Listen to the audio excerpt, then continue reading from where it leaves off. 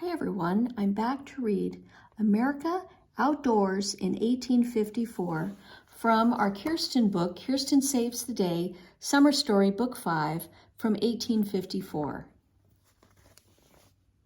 Pioneers like Kirsten were surrounded by the wilderness. Outside their tiny cabins, the outdoors seemed to go on forever. Miles of forest were filled with trees. Millions of berries grew in the thick, prickly brambles, and the prairie rolled on and on like an ocean of waving grass. Huge flocks of birds nestled there and darkened the sky when they flew overhead. Their wings sounded like thunder. A family like the Larsons got many things they needed from the land around them. From the forest, they took lumber for building their cabins and barns, and there was plenty of wood to burn for cooking and heating too. Pioneers hunted animals and found wild plants to eat. They fished in streams filled with fresh, clean water. The outdoors was gorgeous and generous to pioneers, who took all they could from it. But pioneers wanted to do more than take what nature provided. They wanted to control the wilderness because they knew that living on its edge was dangerous. Summer lightning and winter snowstorms killed people who couldn't find shelter. Wild animals attacked, and pioneers knew they could starve if they relied on the wild plants and animals for food. So families like the Larsons didn't just hunt and fish and gather wild fruits and berries. They also cleared the forests and prairies so that they could plant and harvest their own crops. To do that, they lived and worked outdoors all day long for most of the year. Being outdoors wasn't always fun. Winter was bitterly cold. Spring rains turned the ground to a sea of mud. And summer was hot and buggy. But pioneers had no choice. If they wanted to settle the wilderness, they had to work to control the land. Children like Kirsten helped their families survive in the wilderness. They hunted for mushrooms, gathered berries, and fished. Sometimes they set traps and nets to catch small animals and birds, or hunted for the eggs of ducks and prairie chickens. Many of these jobs are things we do for fun today. Pioneer children enjoyed them too, but they knew that they were doing important work. Their families counted on them to bring home food.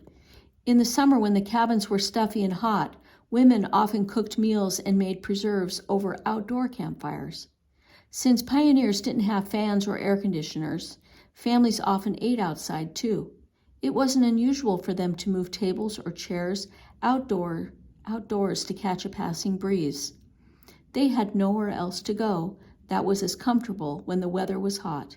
It was so warm inside tiny cabins without many windows that families sometimes stayed outside late into the evening, battling flies and mosquitoes as they waited for the air to cool. But they usually slept inside for fear of wild animals.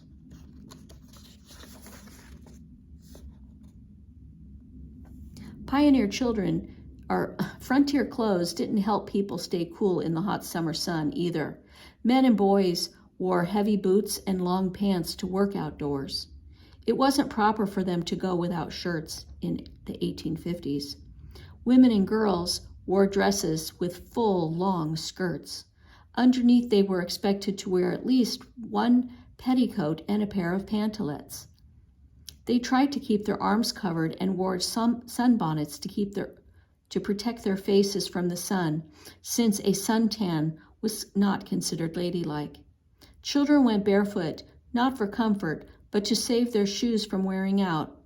Busy pioneers couldn't have imagined taking long vacations like we do. They simply had too much work.